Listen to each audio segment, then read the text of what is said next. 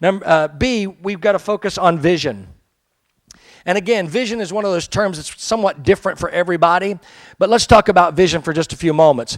I believe vision is the unique way in which we fulfill mission in our place of service or where we're located. In other words, the mission statement I just gave you, every one of you could go home and write those 5 words in your mission statement, and it would be perfect. But the way you do church on Sunday is going to be different for every church represented in this room.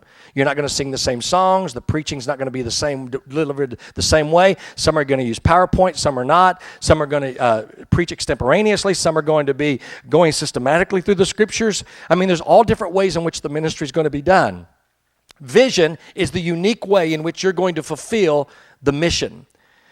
And it's going to look different everywhere. It depends on your community. When I was approached about going to Oklahoma City 19 years ago, and the leadership team brought me in to evaluate whether or not we were a match or not, one of the questions that they had for me is, what do you see as the future of this church? Now, knowing that my first 2 pastorates have been multi-ethnic, very socially diverse congregations, knowing that as my gift mix, I felt like that was probably a pretty good indicator of what our future was going to look like. But I'd actually pulled some demographic reports and did a study for them, much like I do for churches when I'm trying to help them create a roadmap to break barriers and become more effective. And when they posed that question, I was ready with the answer. And I said, I believe that if I become your pastor, that over the next few years, this is no longer going to be an upper white middle-class church, but it's going to be a very ethnically and socially diverse congregation. It's going to be very multi-ethnic. And some people won't like that. In fact, some of the leadership team did not like that. But most bought into it. So we were able to be selected for that particular assignment. Today, 19 years later, we have over 50 different nationalities that worship at Faith on a given Sunday morning. Now, that's not for every church, because every church and every community doesn't have 50 different nationalities in it. We have about 100 nationalities in Oklahoma City right now, and our goal is to reach all 100 nations in some way. So we're not there yet. We're about halfway to our goal, and there may be greater numbers by the time we get to that number. But we have a clear distinction of one of our aims is to be a highly multi-ethnic, multiracial kind of church, a whosoever will church. If you were ever to drop through Oklahoma City, and our church is located at the intersection of 2 major freeways, Interstate 40 and Interstate 44. It's a large brick church. I often say it looks like a big Southern Baptist church, but it's not. But it looks like this big Southern Baptist church campus sitting right there on I-40, and it's brick. And at the very top of the church, we have this huge, huge white steeple that protrudes into the air. And I looked at that steeple, and for young people, that's kind of a turnoff because it's kind of not an updated, contemporary building. We've had to work around some of those challenges along the way. But one of the things that we did a number of years ago that really shook our city up is we started a marketing campaign. We sent mailings out. We did radio ads, and we did TV commercials and everything. And all of it pictured this big white steeple. And then the phrase came in underneath it, our steeple is all white, but our people are not.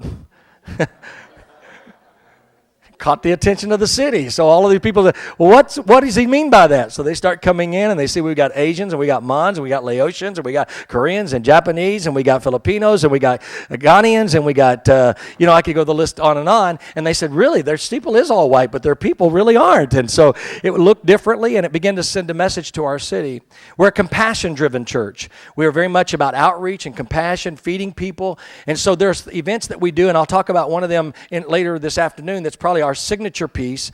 And if we were no longer in a church tomorrow, if we decided to stop that ministry tomorrow, the phones would be ringing off the hook saying, what happened to the church? And where is that program? And where is that ministry? Because we were depending on it. The question is, if your church stopped existing tomorrow, would anybody miss you? I'm not talking about the people that attend your church. I'm talking about the community. Would the community, or would they just drive by and say, another church bit the dust? Or would they say, oh, what are we going to do now? Because that church, see, we've got to make our mark in our community. We've got to establish our identity in some way. We have to focus on vision. Only 10% of organizations in America, churches in America today, have a clearly defined and communicated vision. And only 10% of the churches in America are growing. That says to me that there's a correlation between the two. And most people, and most pastors I sit down with, and I have lunch with, and I say, tell me what your vision is for your church. Man, they can talk it. They can tell me what their vision is verbally. But when I say, can you put that in writing in such a way that somebody who doesn't even know you can pick it up and say, wow, I know what this church is all about, and I want to be a part of it. And that's called vision casting or vision communication. And not every pastor is as gifted in vision casting as they are in vision possession. They can own the vision, but they don't always have the ability to connect it or communicate it in such a way that other people have buy-in. So some of our services are designed to help enhance vision communication, vision casting, because that's a critical component to being able to get people on board.